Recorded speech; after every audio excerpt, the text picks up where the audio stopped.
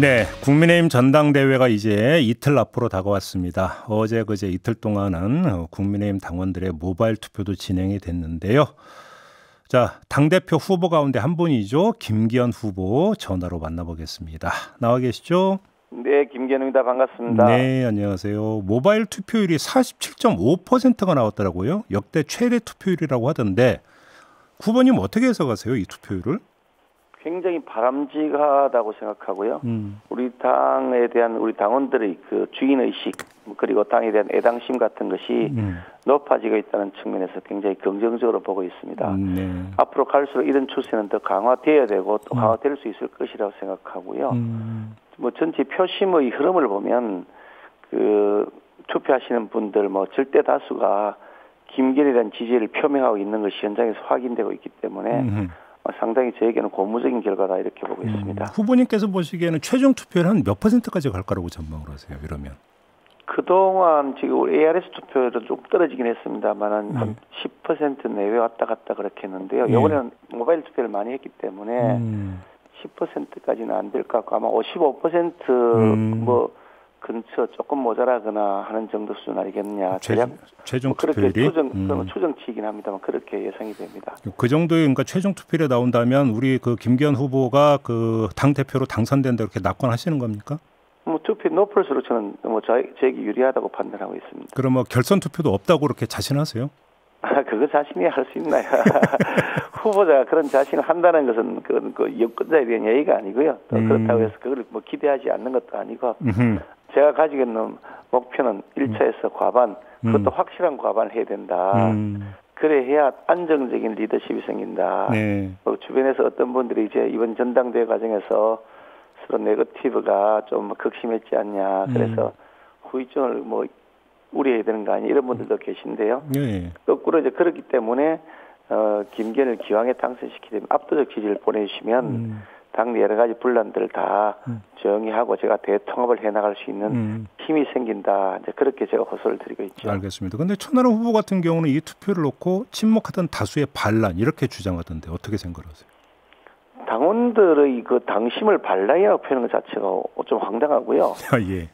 당원들이 평소에 가지고 있는 생각을 표현하는 것이 이거 반란이라고 하는 게 도대체 뭡니까? 정상적인 그 표현의 과정인 것이고 네. 오히려 그동안 좀 잠재있던 그 당신들이 지켜보고 있는데 해도 너무하네. 아니 어떻게 해서 여당 내에서 늘 내부의 총질만 하고 외부의 그 우리의 상대방 그러니까 뭐 민주당이 뭐 주요 상대방이 되겠습니다만은 민주당에서 문제를 지적하고 민주당이 국민들을 제대로 국민들께 제대로 된 정당 역할을 못하고 있는 것을 국민들께 설명드리고 이런 일을 하는 것은 전체 활동의 10%도 안 되고 90%는 내부 권력 투쟁하듯이만 하니 그게 무슨 정당의 지도자의 이 모습이냐라고 하는 당원들이 뭐 화라 그럴까요? 화라기보다도 표심이라 할 것 같은데요. 그런 것이 훨씬 더 강하게 작동되고 있는 것이 현장의 모습입니다. 알겠습니다. 후보님 일정을 보니까 나경원 전 의원의 지역구인 동작을 방문하시던데 여기를 좀 잡은 이유가 뭘까요? 지난 주말에는 거기를 다녀왔고요. 조경태 의원 지역구예요. 네. 그리고 뭐 김기현이가 그동안 이제 김장연대, 김조연대, 뭐 김나연대 이런 형태로서 당내 여러 대통합, 뭐 연대와 포용, 당평 그래서 제가 연포탕이라고 표현합니다만 그와 같이 당의 대통합을 만들어 나가겠다는 슬로건을 내걸었고 또 그동안 선거 과정에서도 그렇게 해왔고 한데 이제 선거의 마무리점에 와서 그 매듭을 확실하게 짓고 그 연대와 포용과 당평을 통해서 당을 대통합에 나가겠다라는 의지를 더 명확하게 드러내는 뭐 프로세스다 그렇게 이해하시면 좋을 것 같습니다. 이른바 이제 김나 연대 차원. 혹시 지금 현장에서 그런 어떤 연대 체감을 하세요? 효과를? 당연히 체감을 하고 있고요. 조경태 의원의 그 텃밭이 부산 지역인데요. 네. 부산 지역 시의원 100% 전원이 부산광역시의원 전원이 다 김기현 지지선언까지 했거든요. 그리고 부산 지역의 각 지역별로 이렇게 이런 흐름들을 저희들이 살펴보고 있는데 네. 부산 지역이 압도적으로 처음부터 높았습니다만 그 후에 김조연대 이후에는 압도적으로 제일 1순위로 높은 흐름을 보이고 있습니다. 역시 그런 것도 영향을 받고 있고요. 또 김나연대 같은 경우도 수도권의 표심, 수도권이 그 서울시의원하고 서울시의 내 구의원들 70%가 저 김기현을 지지했지 않습니까? 그것도 공개적으로 지지선을 했고요. 그런 것이 이제 김나 연대와 연관되어서 영향을 미치고 있는 것이다. 그렇게 긍정적으로 보고 있습니다. 알겠습니다. 이제 불거진 현안 몇 가지에 대한 후보님 입장이 좀 궁금해서 질문을 좀 드려야 될 것 같은데요. 일단 지금 대통령실 행정관들이 참여한 단톡방에서 우리 김기현 후보를 홍보하고 안철수 후보는 비방하는 내용이 공유됐다는 보도가 있지 않았습니까? 이 좀 그러니까 어떻게 파악하고 계세요? 이 문제는? 저도 언론 보도를 본 외에는 아는 바가 없고요. 네. 뭐 제가 그걸 사실 조사할 수 있는 지위에 있는 것도 아니고 권한이 있는 것도 아니어서 그런 언론 보도상만 보고 있는데요.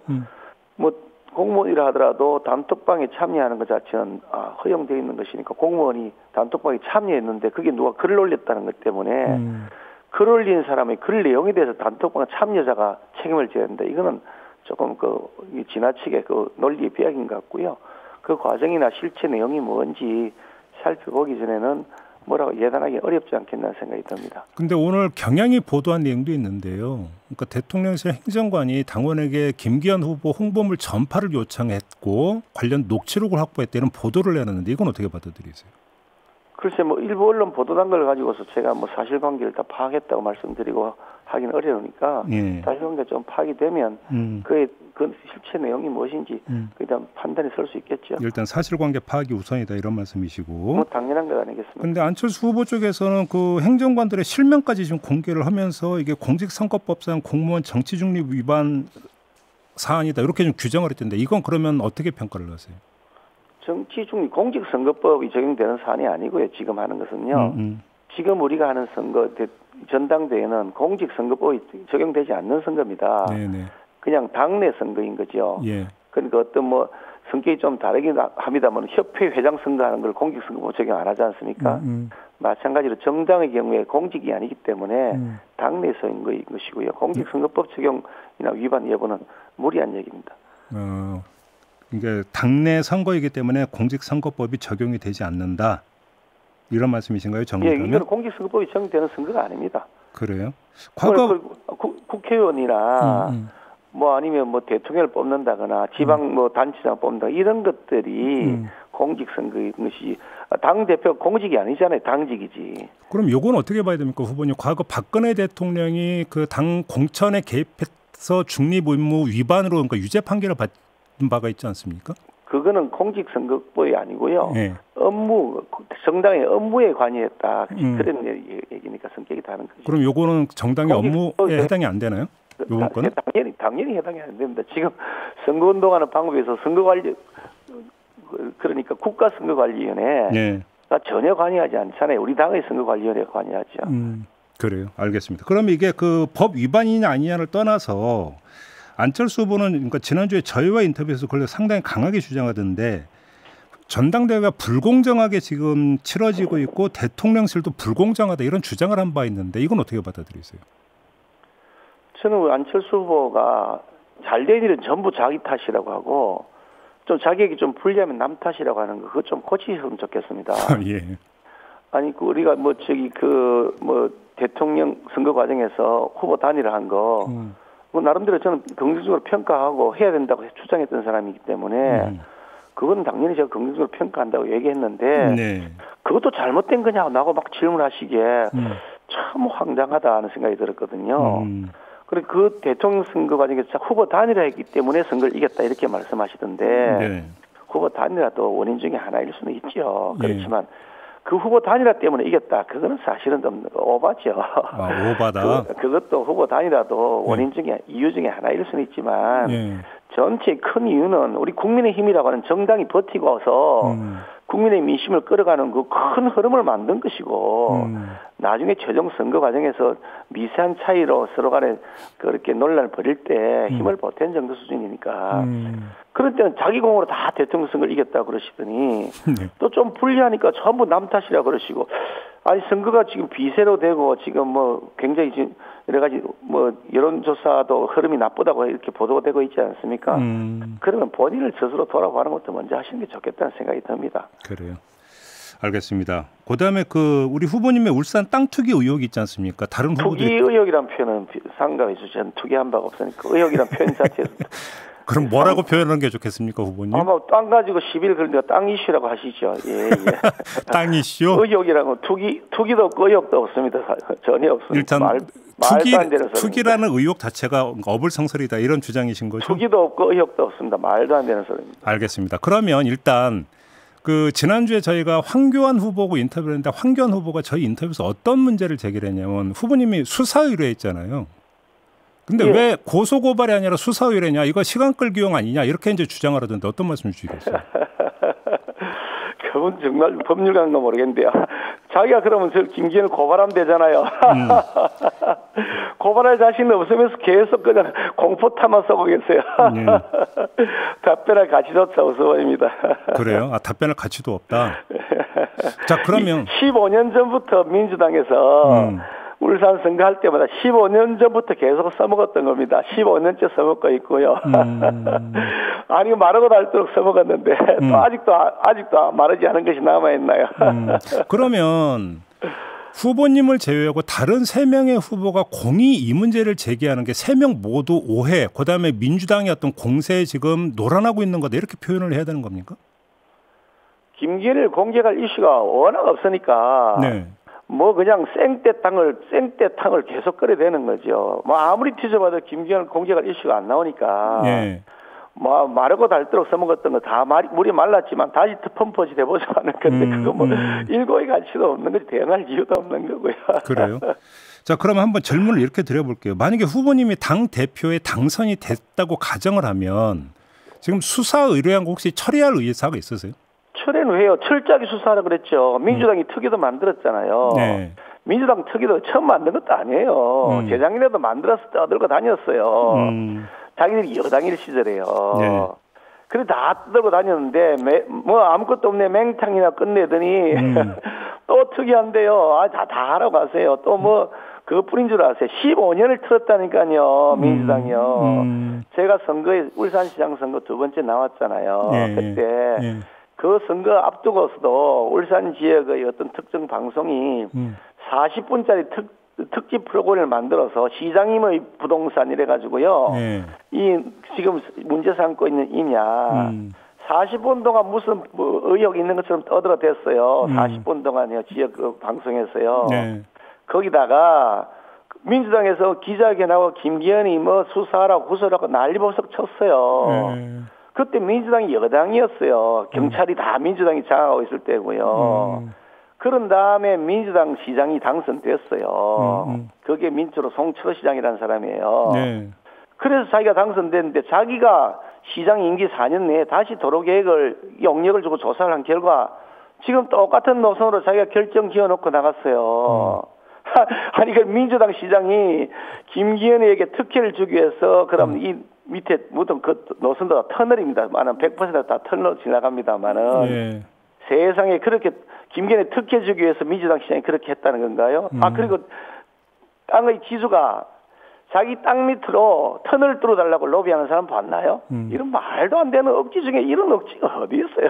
아니 그러니까 일고의 가치도 없다고 하는 얘기죠. 아무튼 그러면 후보님이 당 대표가 되더라도 수사 의뢰를 처리하는 일은 없고 끝까지 그러니까 그 수사가 진행이 될 거다 이런 말씀이신가요, 정님이? 민주당이 철저하게 진상조사도 하시고 철저하게 네. 뭐 수사기관 수사 다 하시라니까요. 예. 아니 그거 1년 15년 동안 틀었으니까 오늘 터시라고요.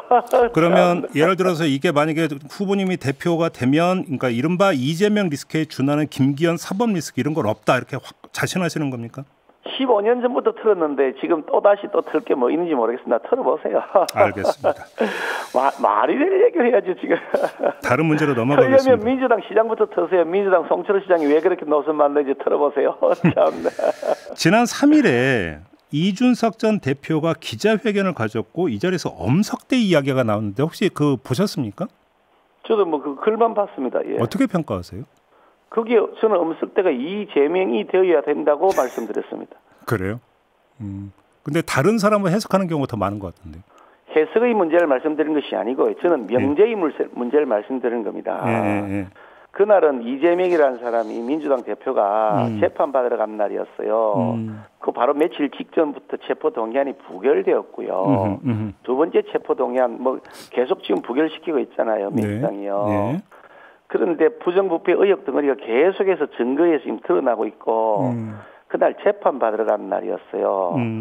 그러면 적어도 국민의힘의 영향력 있는 지도자급에 있는 사람이란다면 민주당의 잘못된 점들과 이 부정부패 의혹에 대한 것은 1번 순위로 그 지적을 해야 되는 것 아닌가요?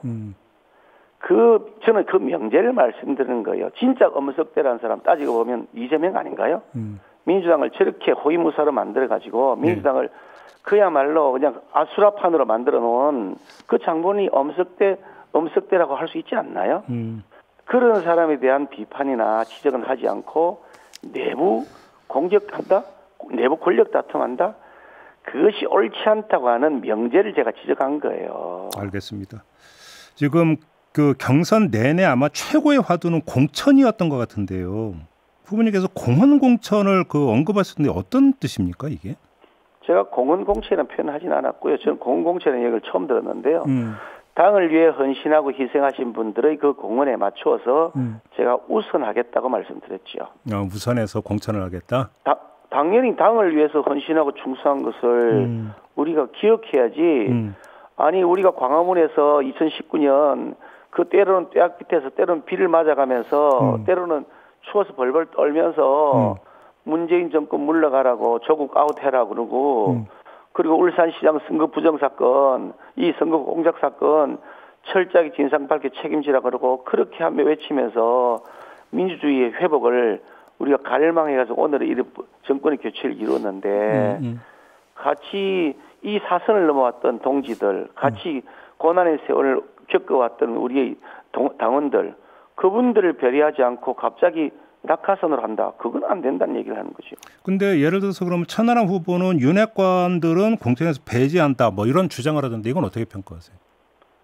그분은 우리 당원 당규를 그렇게 임의적으로 해석하는 것부터 고쳐야 될 거라고 생각하고요. 당원 당규에 당 대표가 특정인을 배제한다고 할 수 있는 권한을 전혀 부여하고 있지 않습니다. 권한이 없다?